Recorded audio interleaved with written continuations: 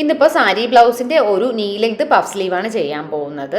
ഇവിടെ ഇപ്പോൾ അതിന് വേണ്ടിയിട്ട് ലൈനിങ് സ്ലീവിൻ്റെ അളവിനനുസരിച്ച് കട്ട് ചെയ്തെടുത്തിട്ടുണ്ട്. അതിന് രണ്ടായിട്ട് ഫോൾഡ് ചെയ്ത് വെച്ചിട്ടുണ്ട്. ഇനി നമുക്ക് സ്ലീവിൻ്റെ ലെങ്ത് നോക്കാം. എനിക്ക് വേണ്ടത് 9.5 ഇഞ്ച് പ്ലസ് 1 ഇഞ്ച് മാർജിനൂടെ ചേർത്തിട്ട് ഞാനൊരു 10.5 ഇഞ്ച് ലെങ്ത് മാർക്ക് ചെയ്തു. അത് ഫോൾഡിങ്ങിൻ്റെ ഭാഗത്തും അതുപോലെ തന്നെ ആ ഒരു കട്ടിങ്ങിൻ്റെ ഭാഗത്തും മാർക്ക് ചെയ്ത് കൊടുത്തിട്ടുണ്ട്. ഇനി ഈ രണ്ട് ലൈനും നമുക്കൊന്ന് ജോയിൻ്റ് ആക്കി എടുക്കാം. ഇനി നമുക്ക് നോക്കേണ്ടത് ആം ഹോള് അല്ലെങ്കിൽ റിഗാളിൻ്റെ വിഡ്ത്ത് കറക്റ്റായിട്ട് കിട്ടുന്നുണ്ടോ എന്നുള്ളതാണ്. ഇവിടെ എനിക്ക് വേണ്ടത് 18 ഇഞ്ചസ് ആണ്. 18 ഇഞ്ചസിൻ്റെ ഹാഫ് 9 ഇഞ്ച് എനിക്ക് വേണം. പ്ലസ് 1.5 or 2 ഇഞ്ച് മെറ്റീരിയലിൻ്റെ അളവനുസരിച്ചിട്ട് നമുക്ക് എടുക്കാം. ഇവിടെ എനിക്ക് 2 ഇഞ്ച് വരുന്നുണ്ട്. അപ്പോൾ ഇതെനിക്ക് കറക്റ്റായിട്ടുള്ള മെറ്റീരിയലാണ്. അപ്പോൾ നമുക്കിനി ആം ഹോള് മാർക്ക് ചെയ്ത് കൊടുക്കാം. നമ്മളിപ്പോൾ മാർക്ക് ചെയ്ത് വെച്ചിരിക്കുന്ന വരയിൽ നിന്ന് നേരെ താഴേക്ക് ഒരു 3.5 ഇഞ്ച് ഞാനിങ്ങനെ താഴ്ത്തിയിട്ട് ഒരു മാർക്ക് ഇട്ട് കൊടുക്കുന്നുണ്ട്. ഇവിടെ സ്ലീവിൻ്റെ കർവ് കട്ട് ചെയ്തെടുക്കാൻ ബുദ്ധിമുട്ടുള്ളവരുണ്ടെങ്കിൽ നമ്മുടെ റിഗാളിൻ്റെ വിഡ്ത്ത് എത്രയാണോ അതിനെ 4ആയിട്ട് ഡിവൈഡ് ചെയ്തിട്ട്, ഇപ്പോൾ ഇവിടെ നമുക്ക് റിഗാളിൻ്റെ വിഡ്ത്ത് വന്നത് 9 ഇഞ്ച് ആയിരുന്നു. അതിനെ 4ആയിട്ട് ഡിവൈഡ് ചെയ്യുമ്പോൾ 2.25 വരിക. അതിന് ഏകദേശം ഒരു 2 ഇട്ട് കൊടുത്താലും മതി. ഇങ്ങനെ ഒരു പോയിന്റ് മാർക്ക് ചെയ്ത് കൊടുക്കുക. എന്നിട്ട് ഈ മാർജിൻ കഴിച്ചിട്ടുള്ള ആ ഒരു ഭാഗത്തേക്ക് ഇങ്ങനെ ഒന്ന് ചരിച്ച് വരച്ചിട്ട് ആ ഒരു ലൈൻ കണക്കാക്കിയിട്ട് അതിൻ്റെ സെൻറ്ററിലൂടെ താഴേക്ക് പോകുന്ന വിധത്തിൽ ഇങ്ങനെ ഒന്ന് വളച്ച് വരച്ചു കൊടുത്തു കഴിഞ്ഞാൽ ആ കർവ് കറക്റ്റായിട്ട് കിട്ടും.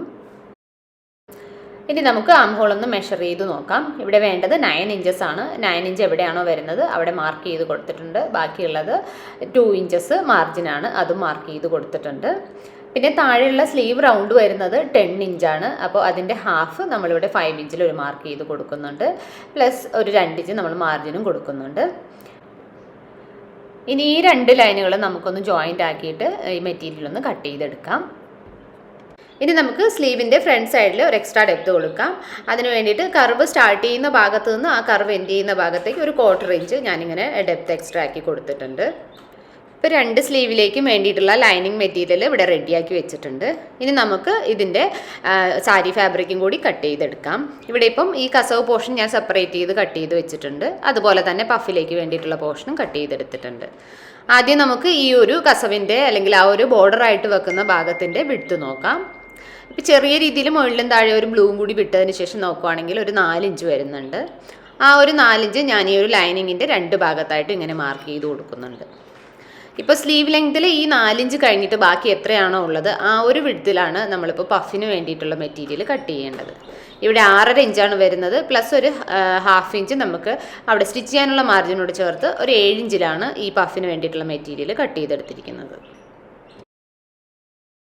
ഇനി നമുക്ക് ലൈനിങ്ങിൻ്റെ അളവനുസരിച്ചിട്ട് ഈ മെറ്റീരിയലൂടെ ഒന്ന് കട്ട് ചെയ്തെടുക്കാം. ഇപ്പോൾ സാരിയോടൊപ്പം വന്നിരിക്കുന്ന ബോർഡർ ഫുള്ളായിട്ട് ഞാൻ കട്ട് ചെയ്ത് വെച്ചിരിക്കുകയാണ്. ഇവിടെ നമുക്ക് ആവശ്യത്തിന് എത്രയാണോ വേണ്ടത് ആ ഒരു വിഡ്ത്തിലേക്ക് ആദ്യം ബോർഡർ ഒന്ന് കട്ട് ചെയ്ത് മാറ്റാം. ഇപ്പോൾ സ്ലീവിൻ്റെ താഴ്ഭാഗത്ത് വിഡ്ത്ത് വരുന്നത് 7 ഇഞ്ചാണ്. അപ്പം ഈ ഒരു 7 ഇഞ്ച് കാൽക്കുലേറ്റ് ചെയ്ത് നമുക്ക് ഈ ഒരു ബോർഡർ പോർഷൻ ആദ്യം കട്ട് ചെയ്ത് കറക്റ്റ് ചെയ്തെടുക്കാം. അപ്പോൾ ഇവിടെ ആവശ്യത്തിനുള്ള വിഡ്ത്തും ലെങ്ത്തും കറക്റ്റ് ചെയ്ത് വെച്ചിട്ട് ലൈനിങ് വെച്ച് ട്രേസ് ചെയ്തിട്ട് നമുക്ക് ഈ ഒരു ബോർഡർ ഈക്വലാക്കി കട്ട് ചെയ്തെടുക്കാം. ഇവിടെ ഇപ്പോൾ ഞാൻ ഇതേ അളവിൽ തന്നെ ഈ ബോർഡർ കട്ട് ചെയ്തെടുത്തിട്ടുണ്ട്.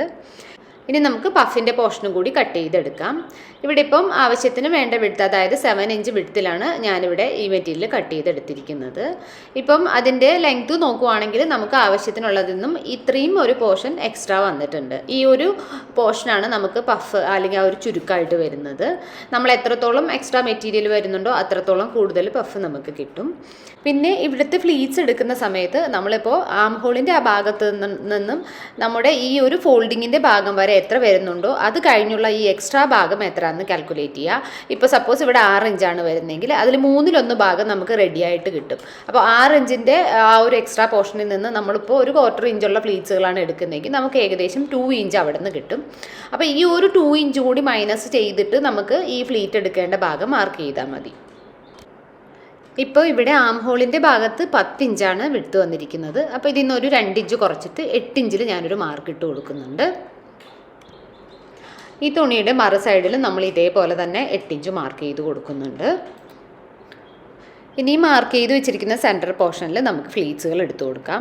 സാധാരണയായിട്ട് നമ്മളൊരു 1/4 ഇഞ്ച് വലിപ്പത്തിലുള്ള ഫ്ലീറ്റ്സുകളാണ് എടുക്കുക. പിന്നെ നന്നായിട്ട് ഇങ്ങനെ വിടർന്ന് നിൽക്കുന്ന മെറ്റീരിയൽ ആണെങ്കിൽ നമ്മൾക്ക് ഒരേ ഡയറക്ഷനിൽ തന്നെ ഫ്ലീറ്റ്സ് എടുക്കാം. അതായത് താഴെയും മുകളിലും റൈറ്റിലേക്ക് ഓർ ലെഫ്റ്റിലേക്ക് അങ്ങനെയായിട്ട് എടുക്കാം. അല്ലെങ്കിൽ നമുക്ക് ഒന്ന് നന്നായിട്ട് ഒതുങ്ങിയിരിക്കുന്ന മെറ്റീരിയൽ ആണെങ്കിൽ ഇതുപോലെ ഫ്ലീറ്റ് എടുക്കുക. അതായത് നമ്മളിപ്പോൾ താഴ്ഭാഗത്ത് റൈറ്റിലേക്കാണ് ഫോൾഡ് ചെയ്യുന്നതെങ്കിൽ മേൾഭാഗത്ത് ലെഫ്റ്റിലേക്ക് ഫോൾഡ് ചെയ്ത് സ്റ്റിച്ച് ചെയ്യുക. അപ്പം സെൻറ്ററിൽ ഒരു കർവൊക്കെ ആയിട്ട് ഒരു പ്രത്യേക ഷേപ്പിൽ വരും. അപ്പോൾ അതേത് വേണമെങ്കിലും ചൂസ് ചെയ്യാം. ഞാനിവിടെ സാധാരണ ഫ്ലീറ്റ് ഒരേ സൈഡിലേക്കാണ് എടുക്കുന്നത്. ഇപ്പം ഞാൻ മറ്റേ സ്ലീവിലും ഇതുപോലെ തന്നെ മാർക്ക് ചെയ്ത് കൊടുത്തിട്ടുണ്ട്. ഇനി 2 സ്ലീവിൻ്റെയും 2 ഭാഗത്ത് നമ്മൾ ഈ പഫിന് വേണ്ടിയിട്ടുള്ള ഫ്ലീറ്റ്സുകൾ ചെയ്തെടുക്കാം. ഇവിടെ പഫ് ഞാൻ സ്റ്റിച്ച് ചെയ്തെടുത്തിട്ടുണ്ട്. അത്യാവശ്യം വിടർന്ന് നിൽക്കുന്നുണ്ട്. ഇനി നമുക്ക് ഇതിലേക്ക് ഇതിൻ്റെ ഈ ഒരു താഴേക്കുള്ള ബാൻഡ് അറ്റാച്ച് ചെയ്ത് കൊടുക്കാം.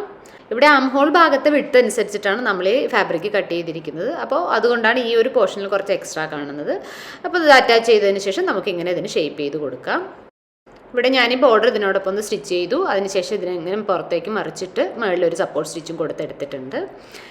ഇനി നമുക്ക് ലൈനിങ്ങിൻ്റെ അളവനുസരിച്ചിട്ട് ഇതൊന്ന് കറക്റ്റ് ചെയ്തെടുക്കാം. ഇപ്പോൾ ഈ സ്ലീവ് ഞാൻ 2ആയിട്ട് ഫോൾഡ് ചെയ്തിട്ടുണ്ട്. അതിന് മുകളിലേക്കായിട്ട് ലൈനിങ്ങിൻ്റെ പീസ് വെച്ച് കൊടുക്കുന്നുണ്ട്. അതിനുശേഷം സൈഡിൽ എക്സ്ട്രാ വന്നിരിക്കുന്ന ഫാബ്രിക്കൊക്കെ കട്ട് ചെയ്ത് കറക്റ്റ് ചെയ്ത് ഇതിൻ്റെ അളവിലേക്കാക്കി എടുക്കുന്നുണ്ട്. ഇനി നമുക്ക് ലൈനിങ് കൂടി സ്ലീവിനോടൊപ്പം അറ്റാച്ച് ചെയ്ത് കൊടുക്കാം. അപ്പോൾ സ്ലീവിൻ്റെ മുകൾ ഭാഗത്തായിട്ട് ലൈനിങ് വെച്ചിട്ട് ഇങ്ങനെ ഒരു സ്ട്രൈറ്റ് സ്റ്റിച്ച് ചെയ്ത് കൊടുത്തിട്ടുണ്ട്.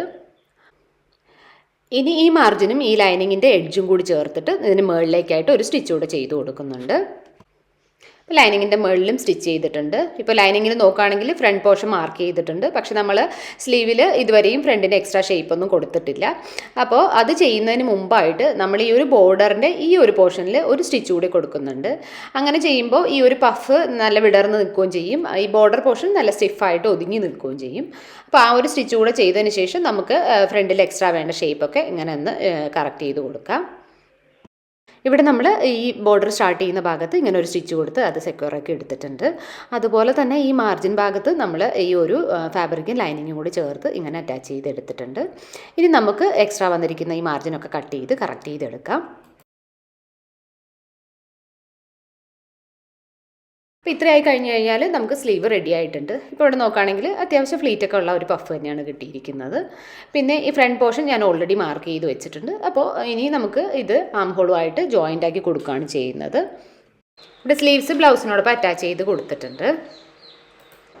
അപ്പോൾ ഇത് നമുക്ക് ഒരു ആവറേജ് സൈസുള്ള പഫാണ്. പിന്നെ കുറച്ചുകൂടി വലിയ പഫാണ് ചെയ്യുന്നതെങ്കിൽ കട്ടിങ്ങിൻ്റെ സ്റ്റൈൽ കുറച്ചുകൂടി ഡിഫറൻ്റ് ആയിരിക്കും. അപ്പോൾ പുതിയൊരു വീഡിയോ ആയിട്ട് നമുക്ക് ഉടനെ കാണാം. അതുവരേക്കും എല്ലാവർക്കും ബൈ ബൈ.